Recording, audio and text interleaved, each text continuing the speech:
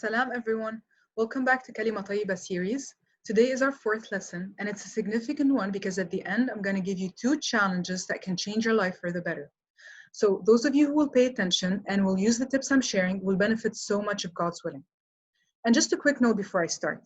It's one thing to understand the lesson and enjoy its meaning, and another is to actually put what we're learning into action. Knowledge alone is not enough. Knowledge should always be accompanied with practice. They say knowledge without action is like a tree without fruits. So if you really want to benefit from those lessons, I advise you to do two things. First is to take notes, so you can capture the benefits and the important concepts of the lessons. So whenever you're watching these lessons, keep a notebook and a pen by your side and write whatever you consider important. The second thing is to actually do and practice what we're talking about. Take the example of a person who wants to run a marathon. If a person reads about how to train for a marathon and understands all the science behind it, how to breathe, what and when to eat, the correct frequency, length, and speed of training, but doesn't actually go to the track and practice, they'll never be able to run the marathon. The same goes for our lessons here. If we study the ilm, the knowledge, but we don't put it into action, we don't do the amal, the practice, we will never advance spiritually. So for example, if I tell you to do the 5-minute meditation, to repeat certain supplications, to read the 99 names of Allah, if you don't actually do them, we will not benefit. So listen to the rule. Ilm, knowledge, without amal, action or practice, is of no benefit. So what we need to do to benefit from those lessons is to learn the knowledge, al-ilm, and then follow it with action, amal, to reap the benefits, advance spiritually, and become better people, inshallah. And by better people, I mean people who follow the values of Prophet Muhammad sallallahu alaihi wasallam. People with good ethics, who want good for other people and want to spread peace by benefiting themselves and the whole world. That was a long but important introduction. So let's start with our lesson now. Bismillahir Rahmanir Rahim. Wassalatu wassalamu ala khairil mursaleen. Sallallahu alayhi wa ala alihi wa sahbihi ajma'in. Our lesson today will be divided into 4 parts. First, we will start with a quick summary of our previous lessons so we refresh our minds. Then we'll explain the verse of blessings so we appreciate the reality we're living in and understand the immensity of the bliss we have. Third, we will move to the problem, which is the 5th strategy of shaitan and how he tries to make us fall into his trap.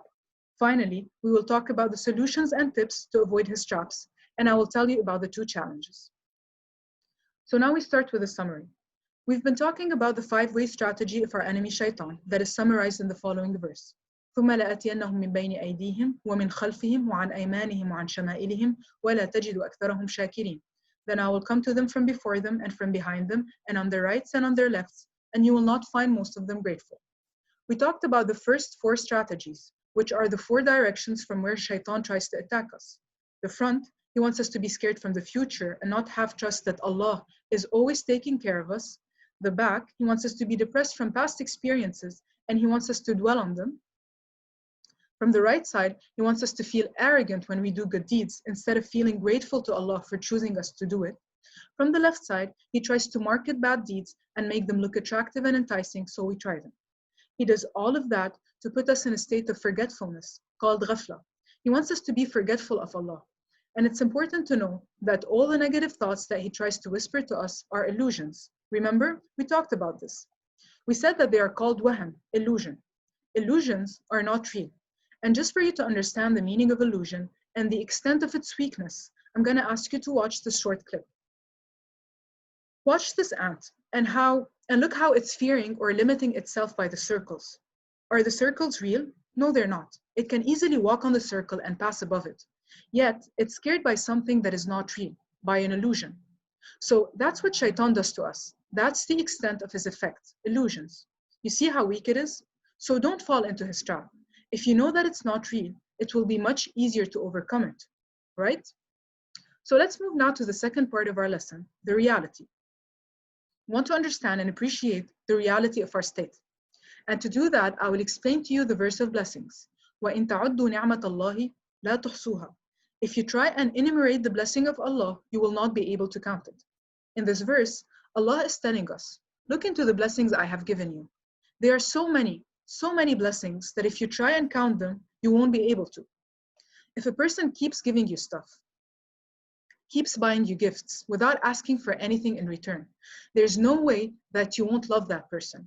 Allah, God, wants us to love him. Our relationship with God should be a relationship of love.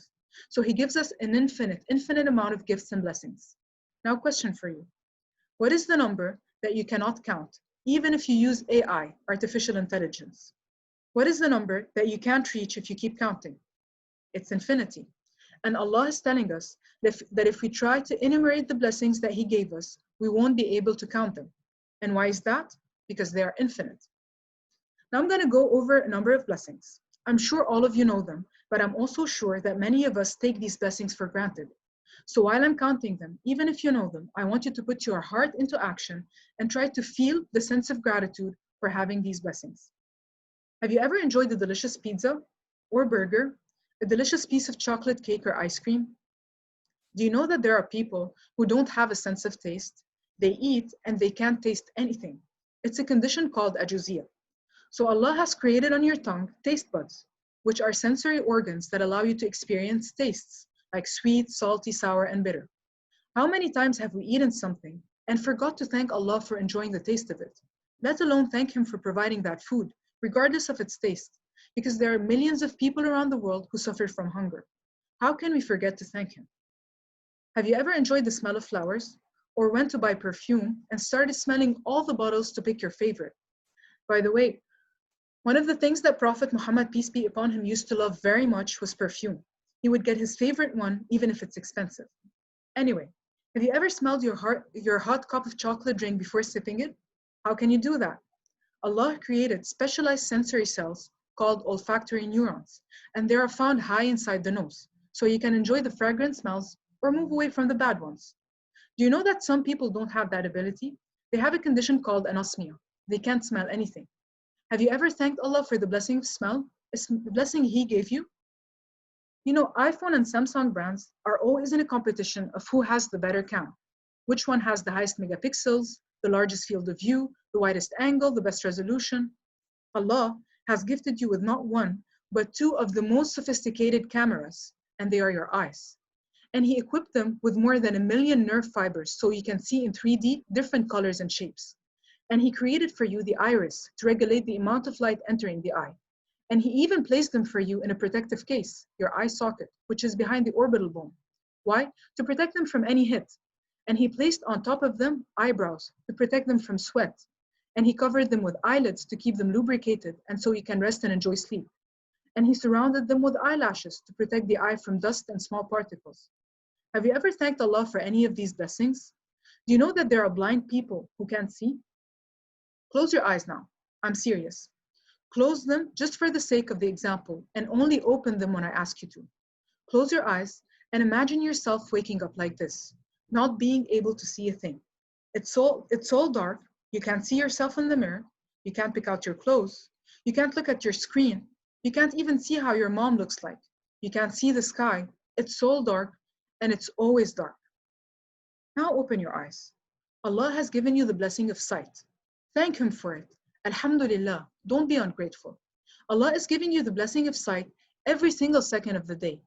He doesn't just give you eyes and you can see with them. No, that's not how things work. Every second you're looking at something, Allah, God, is creating the sense of sight for you so you can see.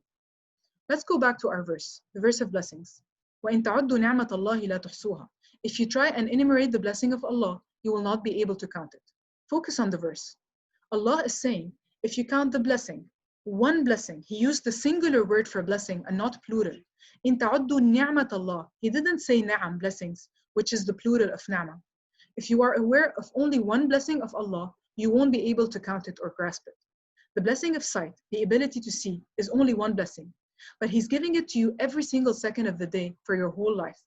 If you just want to say thank you for that one blessing alone, it will take you forever. How many seconds of that blessing He has given you? Can you count them? How can you be ungrateful and use that blessing to disobey Allah? How can you use this blessing and watch inappropriate scenes or shows on the internet or TV? How can you use this blessing and roll your eyes to your parents or teachers?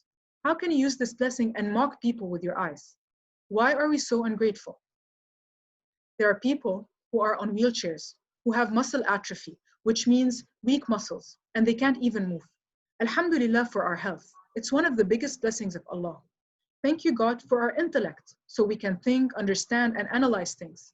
How many people have less than 46 chromosomes and impaired intellects? Alhamdulillah that God made us whole. People with syndromes, by the way, are amazing people, and we can learn so much from them. They teach us compassion and kindness and so many other things. Alhamdulillah, thank you Allah for giving us a home where we can live safely and a room filled with clothes and everything we need. Because there are so many people without proper clothes, without homes, without sinks. We just open the faucet in the bathroom or kitchen and water just simply and easily comes out. It's readily available for us. We take these things for granted. There are people and children who don't have access to clean water. They don't have a roof over their heads, let alone carpets and couches. There are people that live like this. That's their school, by the way. How can we not appreciate what we have? Alhamdulillah, thank you Allah for giving us parents. There are so many orphans who lost their parents and have to grow up in orphanages all alone. Thank you for putting us in schools. There are so many children who are uneducated and have to work under miserable conditions just to be able to eat. Right now, we should be thinking of this dua because we're seeing the misfortune of people, and we should thank Allah for His blessings and for the fact that He preferred us over many other people. Alhamdulillah alladhi kafani hadha al-bala wa faddalani ala kathirin mimman khalaqa tafdila. Thank you Allah for creating the sun, or else the world will always be dark. Thank you that you made the earth turn around its own axis so it looks away from the sun so we can have the night and rest, or else it would have been day all the time. Can you imagine that? وَإِن تَعُدُّوا نِعْمَةَ اللَّهِ لَا تُحْصُوهَا. If you try to count the blessing of Allah, you won't be able to. So now, do you appreciate the reality we're living in? Do you understand and feel the immensity of the bliss we have? Now we move to the third part of our lesson, the problem. I've been repeating these questions. How can we not appreciate what we have? How can we forget to thank Allah? Why are we so ungrateful? What's the answer? It doesn't make sense. The number of blessings that Allah gives us doesn't match our feelings of gratitude. Why is that? Because simply, Shaitan wants us to be ungrateful. He wants us to take things for granted. He wants to make us forget all the blessings of Allah. And this is very clear in the verse, the fifth point of his five-way strategy. وَلَا تَجِدُ أَكْثَرَهُمْ شَاكِرِينَ. And you will not find most of them grateful. Shaitan wants to keep you in the heedless state, the state of forgetfulness and ghafla, so you don't thank Allah. He doesn't want you to remember. He doesn't want you to shift to the state of being conscious of Allah and His blessings. So what does he do? What does he do to keep you in that forgetful state? وَلَا تَجِدُ أَكْثَرَهُمْ شَاكِرِينَ. Shaitan is telling God that I'm going to try and make them ungrateful. He wants you to forget your blessings and remember your hardships. He wants you to complain. He wants you to look at the glass half empty. He wants you to be a pessimist. Now the important question is, how does he do that? What's his strategy to make you fall into his trap and be ungrateful? I want you to guess the answer, so I'll ask you to watch this short video and see if you're going to guess the answer. Nice shoes, where'd you get them from? Yeah, shoes. Where'd you get them from? Trash bin?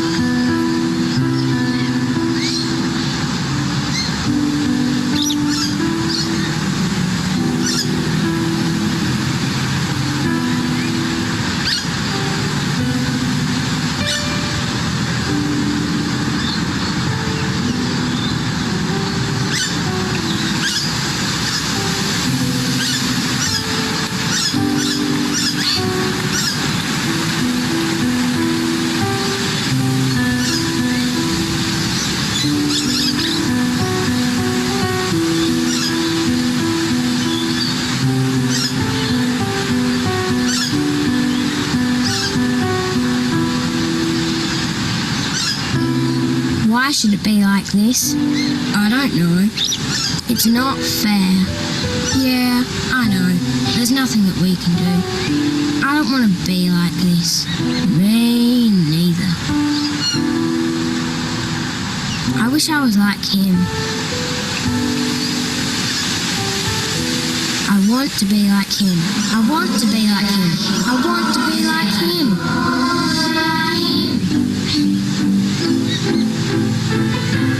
Yes!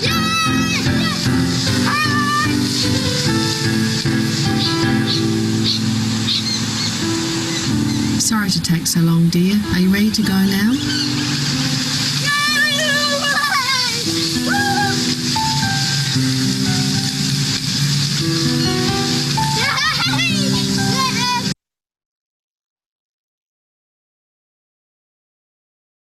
So guys, anyone guess the answer?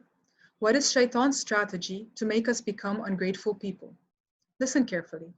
Shaitan whispers to you to look at what others have so you feel bad that you don't have it, and you start to complain. So basically, he wants you to forget the millions of blessings that you have and focus on that one and only thing that you don't have.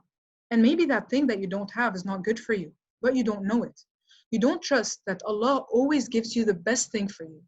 Who has more wisdom, you or God? Who picked what you have for you? Allah picked it for you.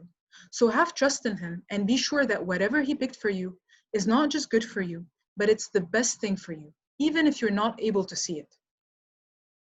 You saw in this video how the poor boy took his old shoes and started to do a puppet show with them.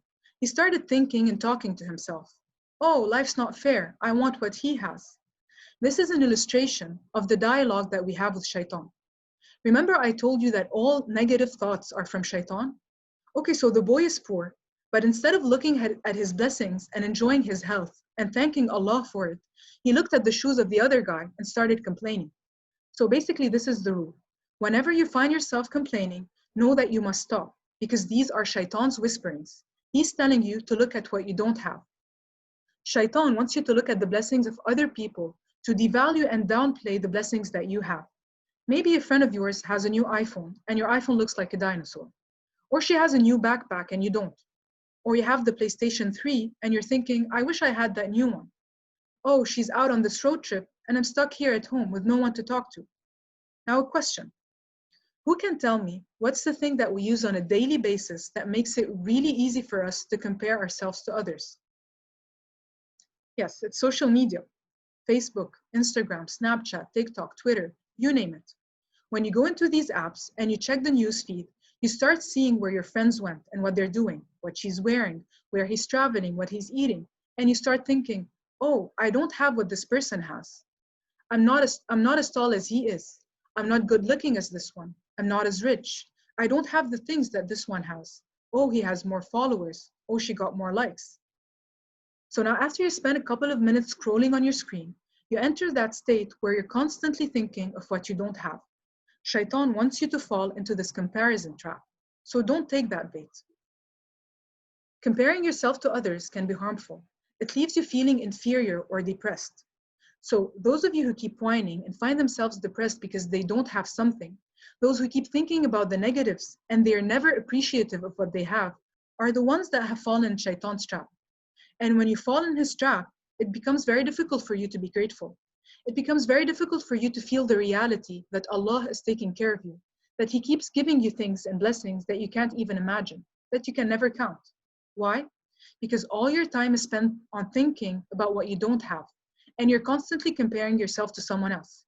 And this is the definition of ingratitude. وَلَا تَجِدُ أَكْثَرَهُمْ شَاكِرِينَ. Okay, so ingratitude, just like arrogance, is a heart disease. It's a heart disease that we should deal with, that we should clean our hearts from, that we should try and cure. If we don't, over the long run, the disease of ingratitude becomes more advanced. So what's the result of ingratitude? People who stay in that ingratitude state for a long period of time without trying to correct it or fix it, what would happen to them? I want you to guess. I'll give you a short definition and I want you to guess the word. The person who keeps wanting more and more, and they're never satisfied with what they have. They have a condition called, yes, it's greed. So at the early stages, the disease is called ingratitude. You're ungrateful and unsatisfied because you're looking at what others have instead of enjoying what you have. Now with time, and the more you keep looking and wanting more, you develop greed. People want more for themselves and they're not happy with what they have. If they keep doing that for a long period of time, they will start doing it at the expense of others and they become corrupt people. Companies want more for themselves and they're not satisfied with what they already earn and make. So they don't care if they pollute the river and the air as long as they make more money and profits. Greedy politicians want more for themselves. So they take dirty money and they act against public interest. Governments want more control for themselves. So they don't care about how many wars they go into as long as they gain more control. So these unethical people who manage the companies, who work in the government, when they were kids, they didn't do an effort to clean their hearts and their greed went unchecked. And after a long period of time, this heart disease, greed, led them to become people of corruption. That's why the target of these lessons is to work on personal development, to work towards self-improvement, but also heart improvement, so we can save the world from a lot of problems and save the world from terrible greed. You guys, you are the future generation. You're going to be executives, presidents, business owners, doctors. You're going to reach high places, inshallah. So if you want the world to be a better place, we need to start with ourselves, to better ourselves. God tells us in the Quran, إِنَّ اللَّهَ لَا يُغَيِّرُ مَا بِقَوْمٍ حَتَّى يُغَيِّرُ مَا بِأَنفُسِهِمْ. Surely God does not change a condition of people until they change what is inside of themselves. Now we move to the final part of our lesson, the solution. What are the solutions to our problem? First, let's start with social media. Let me tell you something. Whatever you see on social media, it's not real. People usually post on social media the highlight, the most flattering news or experiences about themselves. And it doesn't really reflect the reality of their lives. And I'm not even talking about the amount of editing and filtering that is done to try to perfect their looks. Followers and likes are not a proof of a person's worth. Your worth depends on how close to God you are. The distorted reality that you're viewing on your screen is perfectly constructed to make you feel deficient and discouraged. You either envy up or look down. These are the feelings you get when you compare your worth next to others. And these are pure shaitan strategies. And we talked about this before. Now, I'm not telling you not to use social media at all. I know it's hard to stop completely, but I want you to understand its problems so you can watch out for the negative effects it has. Let's move to the first solution to our problem. Don't look to compare. Do you know that this solution or first rule is a command from Allah, a command mentioned in the Quran? لا تمدن عينيك. Do not allow your eyes to wish for what is not yours. And if you want to help yourself with that, try to limit your use of social media. Use it only when necessary. Don't use it just to kill time. Time is too precious. Stop consuming images and printing them in your heart. So shaitan tells you, look at what others have to make you forget your blessings. And Allah tells you, don't. Don't let your eyes wander looking at the blessings of other people. Be content with what you have. It's the best thing for you, even if you don't see it. Trust me. So if you see someone on Instagram and you think, oh, she's way more beautiful than I am. Okay, fine. First, you shouldn't be looking, let alone comparing yourself to her. Maybe God gave her more beauty, but maybe she has mental issues. Do you want to be like her? Maybe her beauty is making her more narcissistic. She keeps needing excessive admiration from people around her. And if she doesn't get that attention, she becomes depressed. Do you want to be in her shoes? Always remember the shoes video when you start to compare yourself to someone else. You should always be content. God created you in the best form, and He gave you good health. And if you start counting the blessings God gave you, your list will not end. Allah created us in the best form. He tells us in the Quran, which is the message from Him to us. He said, لَقَدْ خَلَقْنَا الْإِنسَانَ فِي أَحْسَنِ تَقْوِيمٍ. I created you in the best form. If He mentions that in the Quran, that means it's of highly importance. He's telling you, you are my creation, I made you, and you are special. So don't go repeating to yourself, I'm worthless, I'm nothing, I'm ugly, I'm too fat, I'm too short, I'm not smart enough, I'm this, I'm that. No, these are shaitan thoughts. A Muslim should not have low self-worth. Allah created you and made you in the best form. What honor is that? How can I complain about myself? How can you have low self-esteem when you know that Allah, the Almighty, created you? He picked your color for you. He picked your looks for you. He made you in the best form. Alhamdulillah. Now the second solution is to be grateful to God. When Allah creates something, all we have to do is thank and never complain. When you complain, it means you're not accepting what Allah has created. what Allah has chosen for you. And this is Shaitan's way of living. The third solution is to be grateful to people around you. Prophet Muhammad ﷺ said, whoever has not thanked people has not thanked God. And the people that we should be most thankful to are our parents. God tells us in the Quran, Anishkur li wa liwalidayk. Give thanks to me and to your parents. If you want to be grateful to God, start by being grateful to your parents. Show them gratitude. They are the biggest gift from Allah to you. Your mom had so much pain giving birth to you, changing your diaper several times per day for years. Your parents work all day, sometimes more than 8 hours non-stop, just to pay for your stuff, to pay for your tuition. And they pick the best school for you. They always want what's best for you. They always put you first. They basically live for you. When was the last time you showed them gratitude? When was the last time you told them thank you? At the beginning of our lesson, we tried to count the blessings of God. We barely mentioned a couple and it was overwhelming. If God is telling us that we need to thank Him, and He combined with that the need to thank our parents, it means that it is of high priority. Anishkur li wa liwalidayk. Give thanks to me and to your parents. He's telling us that whatever we do, and as much as we try and show gratitude to our parents, we will never be able to repay them for what they do to us. And just for the sake of the lesson, I'm going to count with you some of the blessings of parents. From chauffeuring you around to wherever you need to go, to taking you to family vacations, to helping you with homework. They're always there for you whenever you need them. They only tell you no when they see that it's not good for you. Otherwise, they would give their lives to you. They support you even when you do stupid mistakes, and they never give up on you. Pure unconditional love. They work to build a home for you and make it as much comfortable as they can. They are your personal chefs, your support system, and your money providers. Now imagine that you have no parents. How would your life be? How would your life change? Do you know that a lot of kids don't have parents? Do you know what struggles orphans have to go through to get a decent life? And here we are, blessed with amazing parents, and we dare to be ungrateful or impolite to them. God tells us in the Quran, فَلَا تَقُلْ لَهُمَا أُفٍّ وَلَا تَنْهَرْهُمَا وَقُلْ لَهُمَا قَوْلًا مَعْرُوفًا. Do not tell them so much as uff, as an indication of complaint or impatience. Never push them away, nor shout at them, and speak to them respectfully with generous, kind words. Never say uff to them. This is the command of Allah. And it's not just the word uff. It's any word that shows indifference and is disrespect. Uff and all of its derivatives. Do you know it's the number one word that spoiled brats say to their parents? It's the number one word that shows that they are indifferent and ungrateful. Who can guess this word?